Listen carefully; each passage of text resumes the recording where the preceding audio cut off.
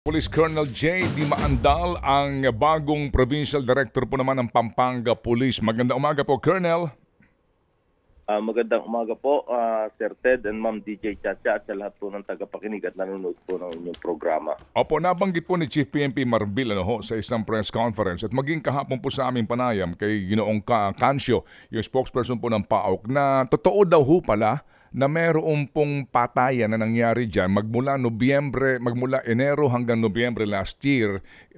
Ang posibilidad nga po ito may kaugnayan sa Pogo Operation. 66 ang bilang na binanggit sa amin kahapon ni Ginoong Casio. Kayo po, sir, meron ho ba talagang ebidensya, katibayan to dito po sa binabanggit na killings? Meron pong lugar daw ho sa Bulacan, maging sa area po ng Tarlac, and also lalo na ho dito sa Pampanga. Magandang umaga po, Sir Ted. Dito po sa Pampanga, based po sa record po natin, pinakuha ko po yung datos natin from 2019 hanggang ngayon po, pangkasalukuyan. At mayroon po dito tayong nakita na mga found dead body na foreign national, specifically Chinese, but ito po lahat ay filed in court.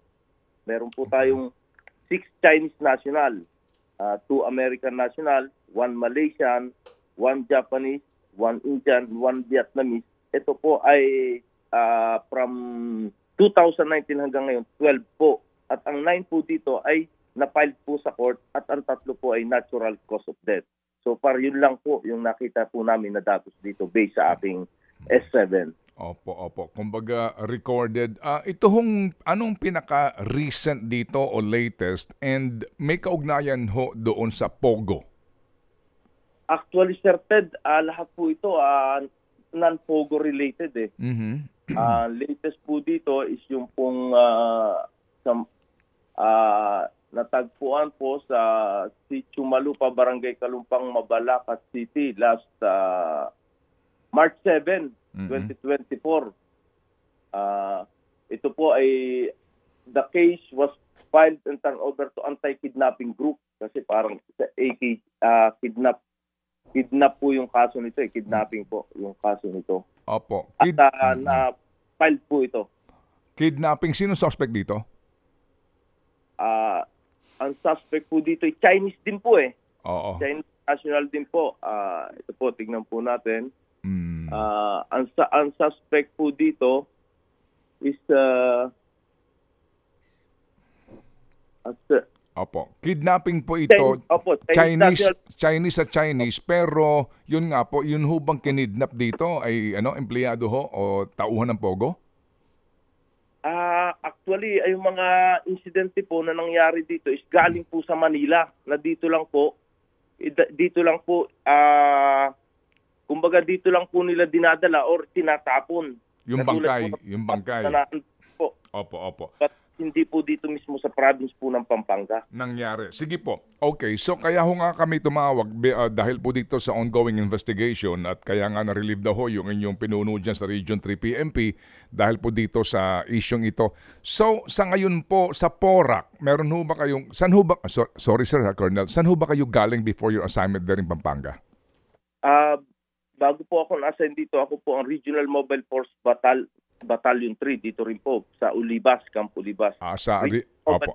Battalion 3 po. Opo. Yung po, dyan sa Porac, Pampanga, meron ho bang wala hong report ng pagkakadiskubre sa bangkay ng mga dayuhan na hinihinala nga po na may kaugnayan sa Pogo? Meron lang po tayo dito is doon po sa natagpuan sa malapit sa Porac exit. Ito po yung, kung maaalala nyo po, yung 3 Chinese national na galing din po ng Pasay na sila po nagbarilan dito. Kaya 3 po yun eh. 3 po yung natagpuan sa exit po ng Porac. Opo. Sige po. So, So, ang pinagmulan ng krimen, Metro Manila, at dyan napapadpad, at dahil dyan nadidiskubre, kaya po yung filing po ng kaso, dyan, ganun po iyon, Colonel. Yes po. Yan po, Okay, Sir. sige. Opo, opo. So far ngayon, meron na ho ba kayong mga ginagawa at may resulta na ho ba kung meron man po dito po sa house to house na ginagawang kampanya para po suyurin ang buong Pampanga sa POGO operations? Actually po, sa atas po ng ating mahal na Vice Governor, inatasan po tayo and na mag-conduct po ng mga visitation po sa mga establishment. So far, ngayon po, sa sinubmit po ng ating mga police station, mga more or less 60 establishment na po ang ating pong nabibisita, of course, with the coordination from LGUs. At hanggang ngayon po, patuloy pa rin po natin itong isinasagawa kung saan po meron po mga information na meron pong presence ng Chinese foreign national. Okay, sige po. Alright. Sir, maiba lang po ako. Ito hong pagkawala ni Geneva Lopez, yung mutya ng Pilipinas, Pampanga, kasama yung kanyang Israeli na boyfriend, galing sila ng Pampanga, nagtungo ng Kapas, Tarlac, at na-discover na po yung sasakyan nitong mga nawawalang ito, na sunog na sunog. Meron ho ba kayong update din po dito? Actually po, Sir Ted, ito po si Miss Cruz Miss Lopez is ano po to, nakatira po ito sa Malabanyas, Angeles. Opo, Malabanyas, opo. Doon po sila nag-report and then nakita po yung sasakyan is sa Kapas, pero ganun pa man, kahit hindi po natin area yon, nakikipag-coordinate po tayo ng update, nagpapalo up po tayo sa Station 4 at saka po sa Kapas, Tarlac. Going po yung investigation nila. Actually, certain sila po yung nagkakandak ng investigation. Yes po. Sa pakikipag-ugnayan nyo, sir, sa mga pulis sa Tarlac, anong latest lead dito sa pagkawala nga po nitong si Geneva at ng kanyang Israeli boyfriend?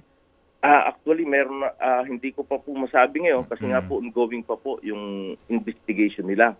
But definitely po, siguro yung personnel na po ng Angeles po ang magbabanggit.